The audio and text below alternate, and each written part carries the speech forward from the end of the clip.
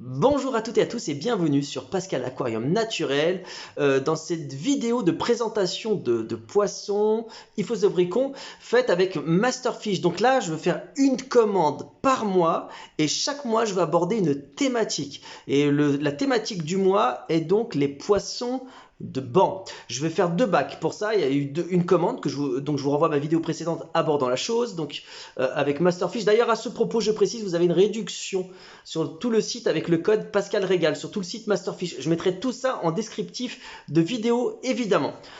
Dans ce premier bac, donc rendez-vous aussi dans la vidéo prochaine qui va être vraiment cool. Dans ce bac, donc qui est clairement là, je pense que c'est mon aquarium préféré, en tout cas pour le moment. Je vais donc présenter les poissons qui le peuple. Alors il faut savoir que ce sont des poissons totalement adaptés aux débutants. Non mais regarde comment ils sont magnifiques. Ils sont juste magnifiques. Non mais regarde-moi ça. Là il y a deux espèces. Donc c'est des Iphosobricons, il y a des Mégaloptérus et des Flammeus.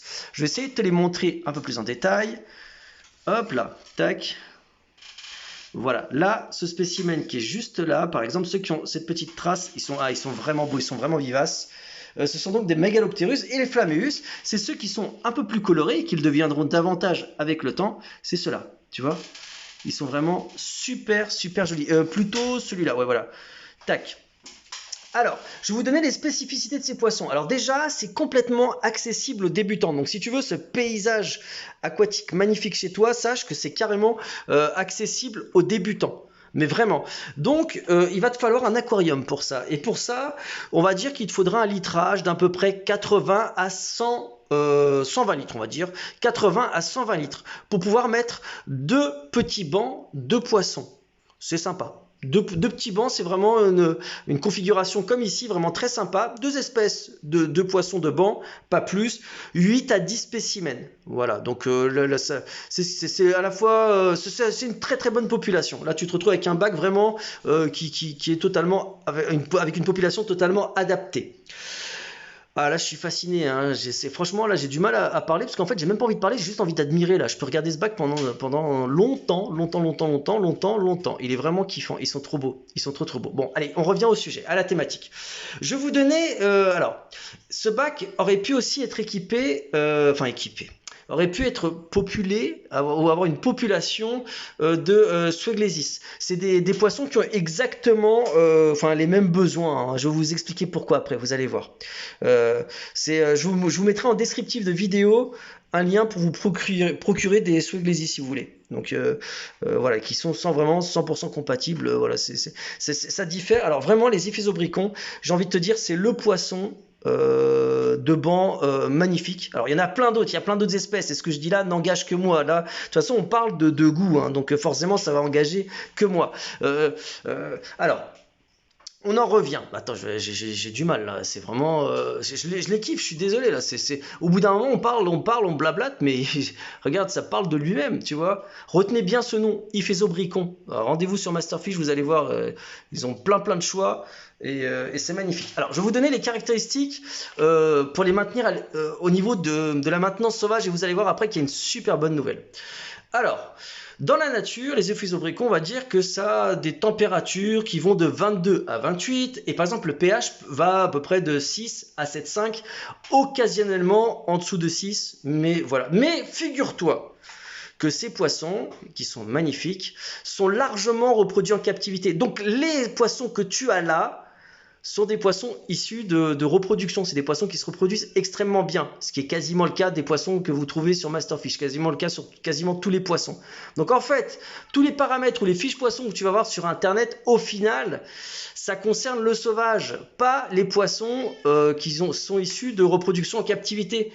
Et du coup, vu qu'on est sur de la reproduction d'élevage, donc en captivité, donc déjà au niveau écologique c'est le top, j'ai envie de te dire, enfin climatique ou quoi, il n'y a rien de ponctionné dans la nature, ça ne l'est plus depuis plusieurs générations, vu que c'est des populations dont on connaît très bien les tenants et aboutissants et le fonctionnement, donc du coup on les reproduit, donc on ne fonctionne plus. Les températures, comme on les maintient à la maison, Bah ça va, c'est du traditionnel, de maintenance domestique. Alors je sais pas si c'est le terme le plus adapté, mais de maintenance d'élevage, voilà on va dire.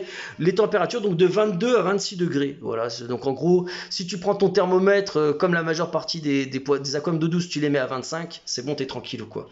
Le pH, tu vas entre 6 et 7, 8. En gros, tu vises un pH neutre. Ce que j'ai envie de vous dire par là, c'est que ne vous embêtez pas avec les paramètres de ces poissons à l'état sauvage. Ce sont des poissons issus de reproduction en captivité qui se plaisent totalement dans nos paramètres d'élevage qu'on peut leur proposer en aquariophilie dite d'ornement. Alors, j'aime pas trop utiliser ce mot-là, mais en gros, de la maintenance de poissons pour l'observation. Voilà, regarde comment ils sont méga magnifiques. Au niveau de la bouffe, alors évidemment, ça mange de la nourriture en paillettes. Je vous recommande évidemment le plus possible des paillettes de bonne qualité.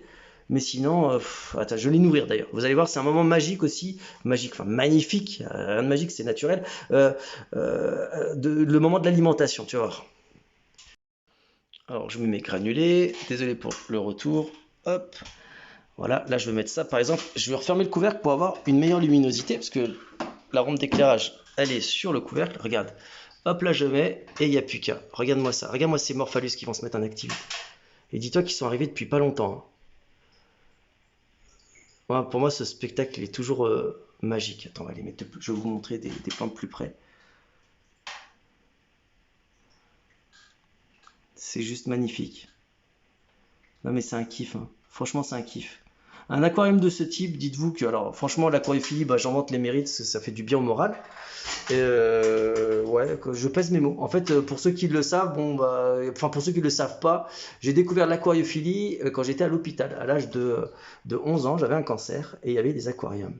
Et du coup, cette passion ne m'a plus quitté depuis. Maintenant, j'ai 20 ans et ça c'est vraiment apaisant. C'est un spectacle, on peut appeler ça spectacle, ouais, vraiment fascinant et intéressant.